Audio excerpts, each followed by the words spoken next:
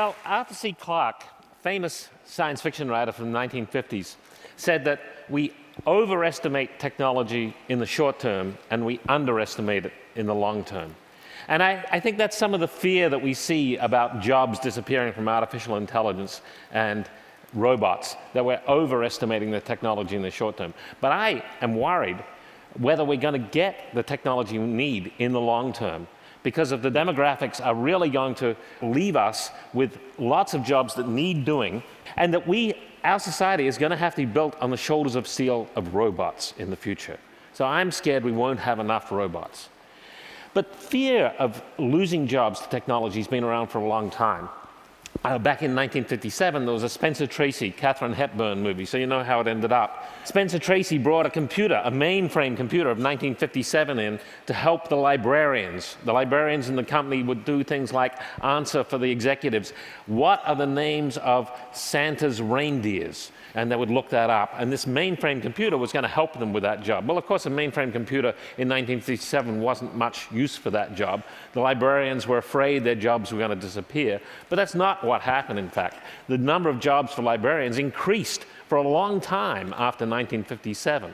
It wasn't until the internet came into play, the web came into play, and search engines came into play that the need for librarians went down. And I think everyone from 1957 totally underestimated the level of technology we would all carry around in our hands and in our pockets today, and that, we can just ask, what are the names of Santa's reindeers, and be told instantly, or anything else we want to ask. By the way, the wages for librarians went up faster than wages for other jobs in the US over that same time period, because librarians became partners of computers. Computers became tools, and they got more tools that they could use and become more effective during that time. Same thing happened in offices. Back in the old days, people used spreadsheets. Spreadsheets were spread sheets of paper, and they calculated by hand. But here was an interesting thing that came along. With the revolution around 1980 of PCs, the spreadsheet programs were tuned for office workers, not to replace office workers, but it respected office workers as being capable of being programmers. So office workers became programmers of spreadsheets. It increased their capabilities. They no longer had to do the mundane computations, but they could do something much more. Now today, we're starting to see robots in our lives. On the left there's the PackBot from iRobot. When soldiers came across roadside bombs in Iraq and Afghanistan, instead of putting on a bomb suit and going out and poking with a stick, as they used to do up until about 2002, they now send the robot out. So the robot takes over the dangerous jobs. On the right is some tugs from a company called Aethon in Pittsburgh. These are in hundreds of hospitals across the US, and they take the dirty sheets down to the laundry. They take the dirty dishes back to the kitchen. They bring the medicines up from the pharmacy.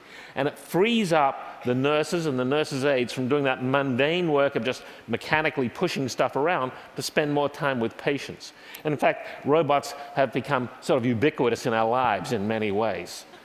But I think when it comes to factory robots, people are sort of afraid, because factory robots are dangerous to be around.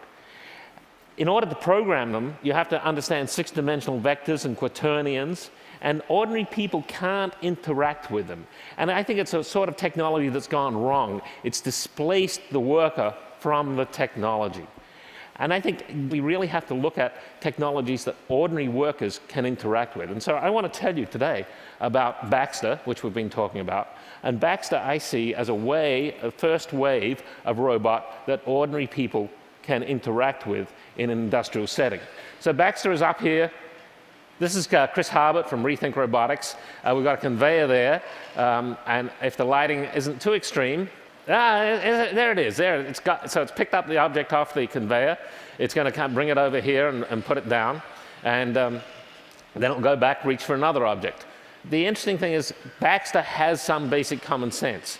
By the way, what's going on with the eyes? The eyes are on the screen there. The eyes look ahead where the robot's going to move, so a person that's interacting with the robot understands where it's going to reach and isn't surprised by its motions. Here, Chris took the object out of its hand, and Baxter didn't go and try and put it down. It went back and realized it had to get another one. It's got a little bit of basic common sense, goes and picks the objects, and Baxter's safe to interact with. You wouldn't want to do this with a current industrial robot, but with Baxter, it doesn't hurt, it feels the force, understands that Chris is there and doesn't push through him and hurt him. But I think the most interesting thing about Baxter is the user interface. And so Chris is going to come and grab the other arm now. And when he grabs an arm, it goes into zero force gravity compensated mode. And graphics come up on the screen. You can see some icons on the left of the screen there for what it was about its right arm. He's going to put something in its hand. He's going to bring it over here, press a button and let go of that thing in the hand. And the robot figures out, he must mean I want to put stuff down. Puts a little icon there, comes over here, and he gets the fingers to grasp together, and the robot infers, you want an object for me to pick up. Puts the greeny icon there. He's going to map out an area of where the robot should pick up the object from. He just moves it around, and the robot figures out that was an area search. He didn't have to select that from a menu. And now he's going to go off and train the visual appearance of that object while we continue talking. So as we continue here, I want to tell you about what this is like in factories. These robots we're shipping every day. They go to factories around the country. This is Mildred. Mildred's a factory worker in Connecticut. She's worked on the line for over 20 years. 1 hour after she saw her first industrial robot, she had programmed it to do some tasks in the factory. She decided she really liked robots, and it was doing the simple, repetitive tasks that she had to do beforehand. Now she's got the robot doing it. When we first went out to talk to people in factories about how we could get robots to interact with them better, one of the questions we asked them was, do you want your children to work in the factory? The universal answer was no. I want a better job than that for my children. And as a result of that, Mildred is very typical of today's factory workers in the US. They're older, and they're getting older and older. There aren't many young people coming into factory work. And as their tasks become more onerous on them, we need to give them tools that they can collaborate with, that they can be part of the solution so that they can continue to work and we can continue to produce in the US. And so our vision is that Mildred, who's the line worker, becomes Mildred, the robot trainer. She lifts her game, like the office workers of the 1980s lifted their game of what they could do. We're not giving them tools that they have to go and study for years and years in order to use. They're tools that they can just learn how to operate in a few minutes. You know, there's two great forces that are both volitional but inevitable. That's climate change and demographics. Demographics is really going to change our world. This is the percentage of adults who are working age, and it's gone down slightly over the last 40 years. But over the next 40 years, it's going to change dramatically, even in China. The percentage of adults who are working age drops dramatically. And turned up the other way, the people who are at retirement age goes up very, very fast as the baby boomers get to retirement age. That means there'll be more people with the fewer Social Security dollars competing for services. But more than that, as we get older, we get more frail, and we can't do all the tasks we used to do. If we look at the statistics on the ages of caregivers, before our eyes, those caregivers are getting older and older. That's happening statistically right now.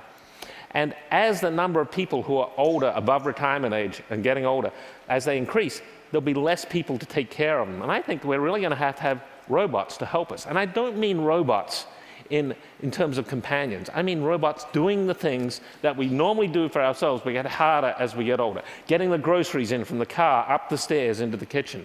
Or even, as we get very much older, driving our cars to go visit people. And I think robotics gives people a chance to have dignity as they get older by having control of the robotic solution, so they don't have to rely on people that are getting scarcer to help them. And so I really think that we're going to be spending more time with robots like Baxter and working with robots like Baxter in our daily lives, and that we will, yeah, Baxter, it's good, that we will all come to rely on robots over the next 40 years as part of our everyday lives. Thanks very much.